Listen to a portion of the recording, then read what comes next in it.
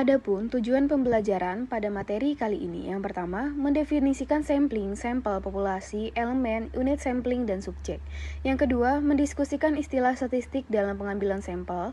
Yang ketiga, mendeskripsikan dan mendiskusikan proses sampling. Yang keempat, bandingkan dan bedakan desain sampling probabilitas spesifik. Yang kelima, membandingkan dan membedakan desain sampling non-probabilitas spesifik. Yang keenam, mendiskusikan bagaimana hipotesis dapat diuji dengan data sampel. Dan yang ketujuh, mendeskripsikan peran manajer dalam pengambilan sampel. Baik, materi pertama akan saya jelaskan terkait pelatihan strategis. Nah, pada bab ini membahas pentingnya pelatihan yang terkait dengan strategi bisnis perusahaan. Bab ini juga menyoroti evolusi dalam pandangan tentang pelatihan dari pandangan tradisional sebagai acara atau program spesifik dan eksplisit, menjadi pengakuan bahwa pelatihan juga bisa saja terjadi secara berkelanjutan dan dalam lingkungan kerja yang mendukung pembelajaran dan pertumbuhan. Nah, ada beberapa poin penting yang perlu kita pahami. Yang pertama, tentang pelatihan sebagai bagian dari strategi bisnis.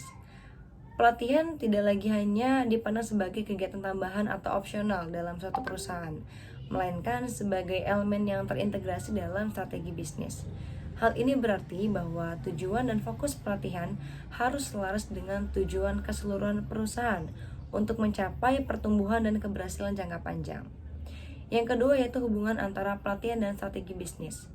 Pelatihan yang efektif harus mendukung strategi bisnis perusahaan. Nah, hal ini berarti bahwa setiap program pelatihan harus dirancang untuk memperkuat keterampilan yang relevan dan sesuai dengan visi misi perusahaan yang telah ditetapkan sebelumnya. Nah, selanjutnya itu poin ketiga yaitu contoh implementasi Aerospace Corporation. Nah, Aerospace Corporation ini adalah contoh perusahaan yang menyelaraskan pelatihan dengan visi dan nilai-nilai perusahaan. Mereka juga mengalokasikan sumber daya untuk memberikan pelatihan kepada karyawan mereka dengan kebutuhan organisasi dan menyesuaikan pendekatan pelatihan dengan lingkungan kerja yang kompleks dan tersebar. Poin selanjutnya itu dampak strategi bisnis pada pelatihan. Strategi bisnis yang dipilih oleh perusahaan akan memperkuat jenis, jumlah, dan tingkat investasi dalam pelatihan.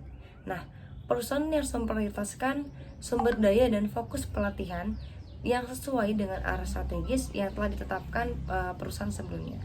Dan poin terakhir yaitu evolusi pandangan tentang pelatihan. Terjadi pergeseran paradigma dalam pandangan tentang pelatihan dari sekadar acara atau program terpisah menjadi proses berkelanjutan dalam lingkungan kerja yang mendukung pembelajaran. Hal ini menandakan pentingnya menciptakan budaya belajar yang terus-menerus dalam organisasi. Nah, dengan memahami dan mengimplementasikan poin-poin di atas, perusahaan dapat meningkatkan efektivitas pelatihan dan memastikan bahwa investasi dalam pengembangan karyawan sesuai dengan tujuan bisnis dan strategi keseluruhan perusahaan.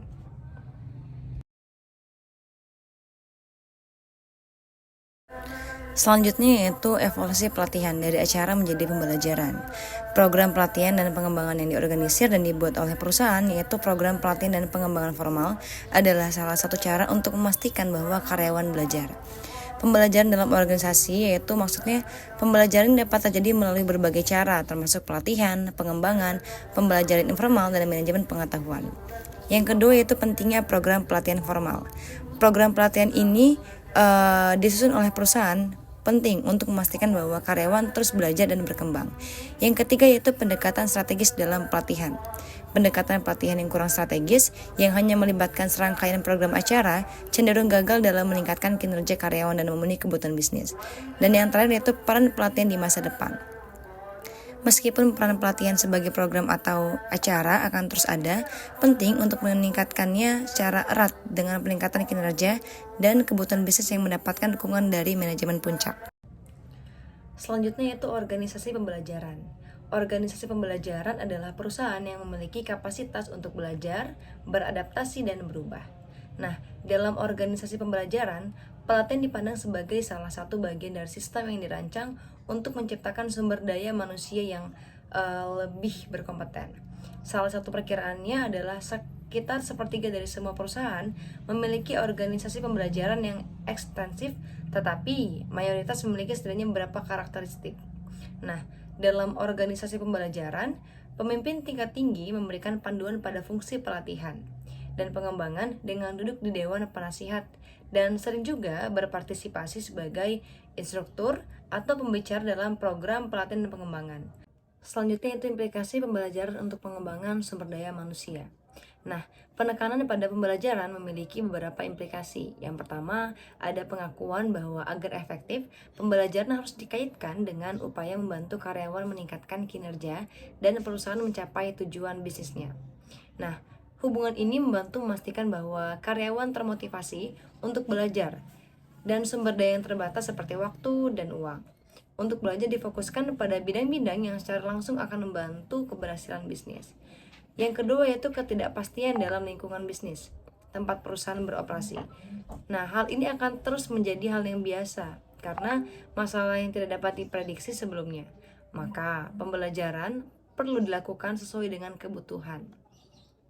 Nah, perusahaan perlu bergerak di luar ruang kelas dan menggunakan pengalaman kerja, pembelajaran online, dan pembelajaran mobile untuk membantu karyawan memperoleh pengetahuan dan keterampilan sementara mereka fokus pada masalah bisnis. Yang ketiga, karena pengetahuan tacit sulit diperoleh dalam program pelatihan, perusahaan ini perlu mendukung pembelajaran informal yang terjadi melalui mentoring, jaringan sosial, dan juga pengalaman kerja. Poin selanjutnya yaitu tentang pembelajaran harus didukung tidak hanya dengan sumber daya fisik dan teknis, tetapi juga secara psikologis. Nah, lingkungan kerja ini perlu mendukung pembelajaran dan manajer serta rekan kerja juga perlu mendorong pembelajaran yang membantu karyawan menemukan cara untuk mendapatkan pembelajaran di tempat kerja.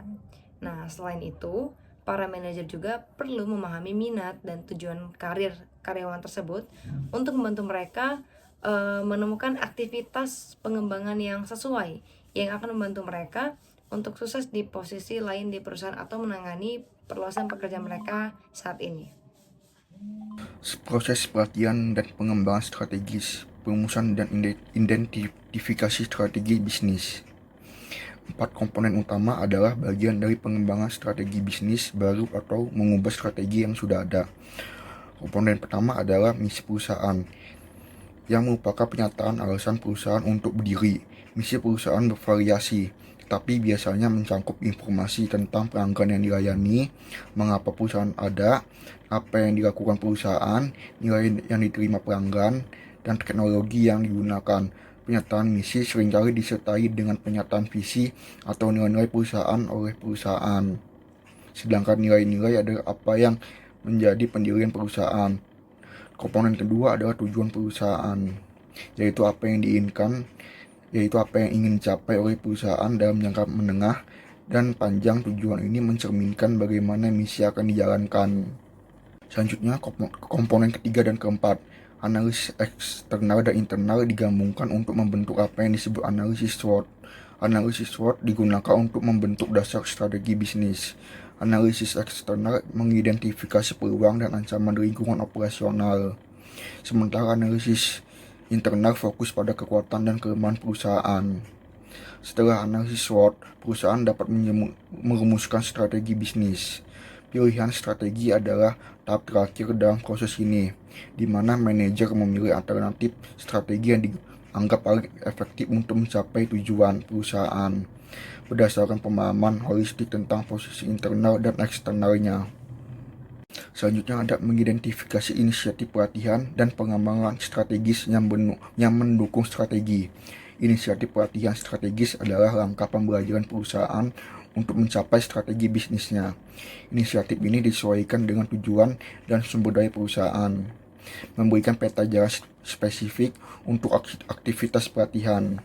Penting untuk menyelaraskan inisiatif pelatihan dengan strategi bisnis dan mendapatkan dukungan finansial. Fungsi pelatihan harus mendukung strategi bisnis, memberikan nilai tambah, dan terhubung dengan rencana bisnisnya. Contohnya yaitu di ICIC Lombok, rencana pelatihan tahunan disesuaikan dengan strategi bisnis. Sementara di OptoX, tim pembelajaran mengadopsi inisiatif pelatihan sesuai dengan 5 tujuan bisnis perusahaan, seperti pertumbuhan dan retensi. Selanjutnya, mengidentifikasi dan mengumpulkan metrik untuk menunjukkan keberhasilan pelatihan. Penilaian kesesuaian aktivitas pelatihan dengan strategi bisnis melibatkan penggunaan metrik hasil bisnis, seperti retensi karyawan, keterlibatan, layanan pelanggan, produktivitas, dan kualitas. Evaluasi program pelatihan umumnya berfokus pada kepuasan peserta, peningkatan pengetahuan, dan dampak pada produktivitasnya. Metrik di sisi lain menyoroti hasil bisnis strategi secara keseluruhan, terkait langsung dengan tujuan dan strategi bisnis perusahaan. Sebagai contohnya, yaitu di Genpact. Metrik ini digunakan untuk menunjukkan kontribusi pelatihan dan pengembangan pada pertumbuhan, margin keuntungan, pengembangan kemampuan, dan transformasi perusahaan. Baik, materi selanjutnya adalah karakteristik organisasi yang mempengaruhi pelatihan. Ada 6 karakteristik. Yang pertama adalah ukuran perusahaan, yang kedua adalah peran karyawan dan manajer, yang ketiga adalah dukungan manajemen puncak, yang keempat adalah integrasi unit bisnis, yang kelima adalah kehadiran global, dan yang terakhir adalah kondisi bisnis.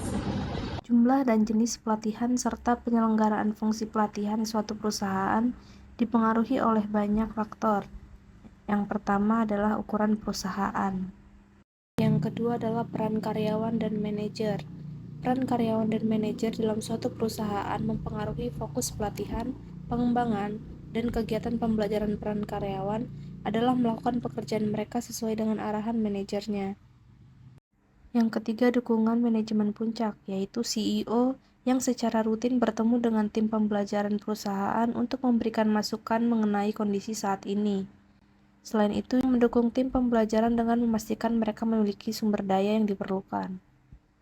Yang keempat, integrasi unit bisnis. Dalam bisnis yang sangat terintegrasi, pelatihan kemungkinan besar mencakup karyawan bergilir antara pekerjaan di bisnis yang berbeda sehingga mereka dapat memperoleh pemahaman tentang bisnis secara keseluruhan.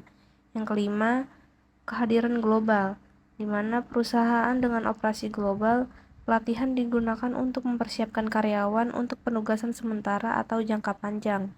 Yang keenam, kondisi bisnis, di mana pelatihan memainkan peranan penting dalam mempersiapkan karyawan untuk menjadi produktif serta memotivasi dan mempertahankannya. Adapun praktik SDM lain, yaitu yang pertama ada nilai strategis pekerjaan dan keunikan karyawan, dan yang kedua adalah tingkat unionisasi. Dan berikut penjelasannya. Praktik SDM lainnya yang pertama, nilai strategis pekerjaan dan keunikan karyawan. Keunikan mengacu pada sejauh mana karyawan itu langka dan terspesialisasi dan tidak banyak tersedia di pasar tenaga kerja. Sedangkan nilai strategis mengacu pada potensi pegawai untuk meningkatkan efektivitas dan efisiensi perusahaan.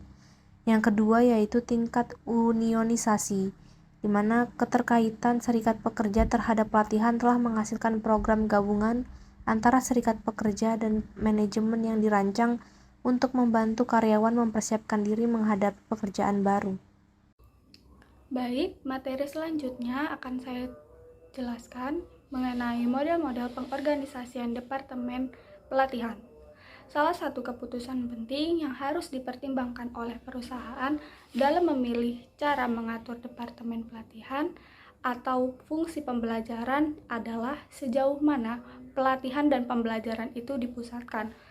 Lalu hal ini biasanya melibatkan pendekatan di mana beberapa pembelajaran disediakan oleh fungsi pembelajaran perusahaan atau University Corporation atau universitas korporat, dan pembelajaran lainnya disesuaikan, dikembangkan, dan disampaikan secara khusus untuk suatu fungsi, lini produk, dan lokasi. Keuntungan dari pembelajaran terpusat ini adalah yang pertama yaitu mendorong keselarasan yang lebih kuat dengan strategi bisnis. Lalu yang kedua, memungkinkan pengembangan seperangkat matriks atau scorecard yang sama untuk mengukur dan melaporkan tingkat kualitas dan hasil. Yang ketiga, membantu menyederhanakan proses. Dan yang terakhir adalah memberikan keuntungan biaya bagi perusahaan. Seperti yang disinggung sebelumnya mengenai Corporation University atau universitas korporat adalah entitas pendidikan yang merupakan alat strategis yang didesain untuk membantu organisasi induknya dalam mencapai misinya dengan menjalankan aktivitas peningkatan pengetahuan atau wisdom individu dan organisasi. Universitas korporat dapat membantu membuat pembelajaran menjadi lebih strategis dengan memberikan nilai dan visi yang jelas untuk pembelajaran dan memastikan bahwa hal tersebut selaras dengan kebutuhan bisnis.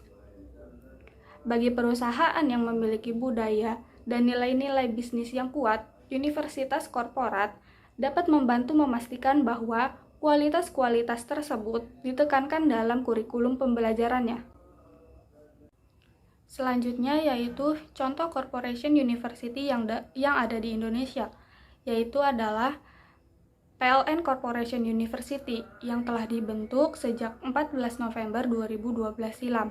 Corporation University merupakan sebuah engine yang mentransformasi strategi bisnis PLN ke dalam program-program diklat atau assessment untuk peningkatan kualitas kepemimpinan, peningkatan kompetensi, dan menumbuhkan budaya dengan kinerja tinggi. Fungsi pembelajaran yang ditanamkan dalam bisnis. Fungsi pembelajaran yang ditanamkan dalam bisnis atau business embedded dicirikan oleh 5 kompetensi, yaitu arahan strategis, desain produk, fleksibilitas yang struktural, penyampaian produk, dan akuntabilitas hasil. Arahan strategis mencakup tujuan dan arahan yang dijelaskan dengan jelas kepada departemen, serta fokus pada pelanggan yang mencakup penyesuaian pelatihan untuk memenuhi kebutuhan pelanggan dan program yang terus-menerus ditingkatkan. Fungsi pembelajaran bisnis embedded ini tidak hanya memandang peserta pelatihan sebagai pelanggan, tetapi juga memandang manajer dan manajer tingkat senior sebagai pelanggan, yang membuat keputusan untuk mengirim karyawan ke pelatihan dan mengalokasikan dana untuk pelatihan. Pembelajaran, pelatihan, dan pengembangan dari perspektif model perubahan. Ada 4 kondisi yang diperlukan agar perubahan dapat terjadi. Yang pertama, karyawan harus memahami alasan perubahan tersebut dan setuju dengan alasan tersebut. Yang kedua, karyawan harus memiliki keterampilan yang dibutuhkan untuk melaksanakan perubahan. Yang ketiga, karyawan harus melihat bahwa manajer dan karyawan lain yang berada di posisi yang berkuasa mendukung perubahan.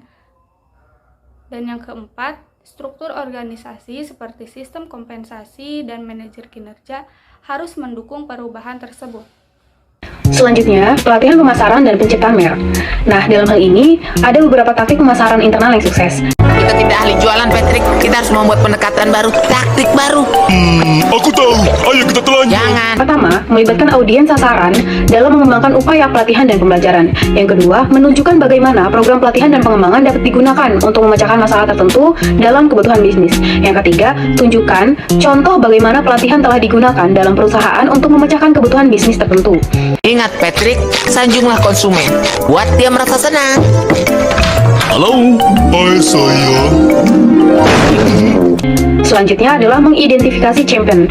Selanjutnya, mendengarkan dan menindaklanjuti umpan balik yang diterima dari klien, manajer, dan karyawan. Selanjutnya, beriklan di email, di situs web perusahaan, dan di area istirahat karyawan. Kemudian, menunjuk seseorang dalam fungsi pelatihan sebagai perwakilan akun yang akan berinteraksi antara perancang atau tim pelatihan dan unit bisnis, yaitu pelanggan. Kemudian, tentukan angka keuangan. Selanjutnya, berbicaralah dalam istilah yang dipahami oleh karyawan dan manajer. Dan yang terakhir, memenangkan penghargaan atau pengakuan industri pelatihan lokal atau nasional dan publikasikan kisah sukses manajer. Kemudian, pada pelatihan pemasaran dan penciptaan merek terdapat langkah-langkah proses perubahan. Yang pertama, klasifikasi permintaan perubahan. Yang kedua, perjelas visinya. Aku keluar dari sini. Sweetheart, kamu membuat kesalahan besar. Kesalahan? Hah, kesalahan yang aku buat adalah menyia-nyiakan hidupku di Krusty Krab ini. Tapi sebuah kunjungan ke Krusty Krab membuat semua orang bahagia. Dan yang lebih baik selain menyajikan senyuman.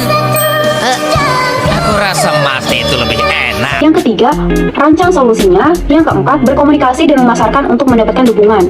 Yang kelima, pilih dan umumkan tindakan tersebut sesegera mungkin. Yang keenam, jalankan dan ciptakan kemenangan jangka pendek. Dan yang terakhir, menindaklanjuti, mengevaluasi kembali dan memodifikasi. Kemudian, dalam pelatihan pemasaran dan penciptaan merek, terdapat cara membangun pelatihan merek. Yang pertama, kita harus menanyakan kepada pelanggan mengenai persepsi mereka tentang merek. Yang kedua, tentukanlah bagaimana kita ingin dipandang oleh pelanggan saat ini dan di masa depan. Yang ketiga, kita harus mengidentifikasi faktor-faktor apa saja sih yang mempengaruhi persepsi pelanggan terhadap fungsi pelatihan tersebut. Yang keempat, kita harus meninjau setiap faktor untuk menentukan apakah faktor-faktor tersebut mendukung dan berkomunikasi terhadap merek kepada pelanggan sesuai dengan keinginan. Yang kelima, melakukan perubahan agar setiap faktor mendukung merek. Yang keenam, dapatkan umpan balik pelanggan pada setiap langkah proses. Nah, langkah proses itu yang pertama ada tentukan mereknya, kemudian identifikasi faktornya, kemudian menyarankan perubahan dan lain sebagainya. Dan yang terakhir, kita harus memperhatikan juga cara kita berinteraksi dengan pelanggan. Selanjutnya, kita akan memasuki materi tentang pelatihan outsourcing. Apa sih outsourcing itu? Outsourcing mengacu pada penggunaan perusahaan luar atau perusahaan jasa eksternal yang mengambil alih seluruh atau sebagian besar pelatihan perusahaan, termasuk administrasi, desain, penyampaian, dan pengembangan. Mengapa perusahaan melakukan outsourcing pelatihan ya? Yang pertama, karena untuk penghematan biaya. Yang kedua, penghematan waktu yang memungkinkan perusahaan untuk fokus pada strategi bisnis, peningkatan kepatuhan dan akurasi dalam pelatihan yang diamanatkan untuk mematuhi peraturan federal, negara bagian atau lokal, misalnya pelatihan keselamatan. Kemudian, kurangnya kemampuan dalam perusahaan untuk memenuhi tuntutan pembelajaran, serta yang terakhir, keinginan untuk mengakses praktik pelatihan terbaik. Ada dua alasan kenapa perusahaan tidak melakukan pelatihan outsourcing. Yang pertama, ketidakmampuan penyedia outsourcing untuk memenuhi kebutuhan perusahaan. Yang kedua, keinginan perusahaan untuk mempertahankan kendali atas seluruh aspek pelatihan dan pengembangan, terutama penyampaian dan konten pembelajaran. Permisi, Pak. Surat pengunduran diriku. Tapi kau adalah departemen pemasaranku. Aku tahu, tapi aku sudah terbakar. Lihat. Di tengah misi Dow Chemical yang penuh gairah, menciptakan inovasi bagi pemangku kepentingan di persimpangan kimia, biologi, dan fisika, perusahaan ini berkomitmen untuk menjadi yang terbaik di dunia ilmu pengetahuan dan dihormati di seluruh dunia. Salah satu tantangan utama yang dihadapi Dow adalah memastikan bahwa pemimpin perusahaan memiliki kemampuan untuk beradaptasi dan berinovasi di pasar global yang beragam. Oleh karenanya, Dow Chemical memperkenalkan program visionernya, yaitu Leadership in Action. Apa yang mendorong Dow Chemical untuk menciptakan program ini? Yaitu tantangan kompetitif. Perusahaan menyadari kebutuhan mendesak akan pemimpin global yang tidak hanya memiliki keahlian bisnis saja, namun juga mampu berinteraksi dan memahami keragaman budaya di pasar-pasar yang berkembang pesat. Melalui program ini, Dow mengirimkan karyawan berpotensi tinggi ke lokasi-lokasi internasional seperti Shanghai, Sao Paulo, dan Dubai. Mereka tidak hanya mendapatkan pelatihan kepemimpinan intensif di markas besar, tapi juga pengalaman langsung bekerja di lingkungan yang tidak biasa. Namun, Dow Chemical sadar bahwa pendekatan sebelumnya masih memiliki kekurangan. Program ini kurang memberikan pengalaman yang langsung yang dapat mengajarkan peserta untuk memahami konteks budaya dengan lebih mendalam. Sebagai solusi, Dow Chemical memperkenalkan Leadership in Action, sebuah program inovatif yang memberikan lebih dari sekedar pelatihan kepemimpinan. Program ini juga memungkinkan karyawan bekerja pada proyek pembangunan berkelanjutan seperti di lokasi-lokasi baru seperti Accra dan Ghana. Dengan melibatkan peserta dalam proyek-proyek seperti penanaman tanaman obat malaria atau pengembangan kurikulum pendidikan, program ini tidak hanya mengasah keterampilan kepemimpinan, tetapi juga membentuk pemahaman yang lebih dalam terhadap kebutuhan dan budaya lokal. Selama 5 bulan, para peserta merencanakan dan berkolaborasi secara virtual dari kantor rumah menghadapi tantangan nyata seperti kehilangan listrik atau layanan telepon. Ini membantu mereka untuk mengembangkan keterampilan konsultasi dan beradaptasi dengan peristiwa yang sangat tidak terduga. Dan akhirnya, setelah fase virtual, tim perjalanan ke lokasi proyek untuk memeriksa hasil kerja mereka secara langsung. Program ini hanya tidak hanya menghasilkan pemimpin yang lebih terampil, tapi juga membentuk duta yang mampu mewakili Dow Chemical dalam berbagai konteks, termasuk wawancara media. Survei setelah program menunjukkan bahwa peserta mendapatkan pandangan baru terhadap dunia dan hampir semua dari mereka ingin terus terlibat dalam mendukung pertumbuhan Dow di pasar baru seperti di Afrika. Tidak hanya di Afrika, Dow Chemical telah memperluas program Leadership in Action ke Indonesia, Filipina, dan Vietnam, mendukung proyek-proyek berkelanjutan dan memberikan kontribusi positif terhadap pertumbuhan perusahaan. Dan kesimpulannya, Leadership in Action bukan hanya program yang mengembangkan kepemimpinan biasa, tapi juga sebuah perjalanan yang mengubah cara kita melihat dunia dan berinteraksi dengan beragam budaya di sekitar kita. Let me get a big jump, let me get a big, everybody do the bump. Yeah, let me get a big jump, let me get a big, everybody do the bump.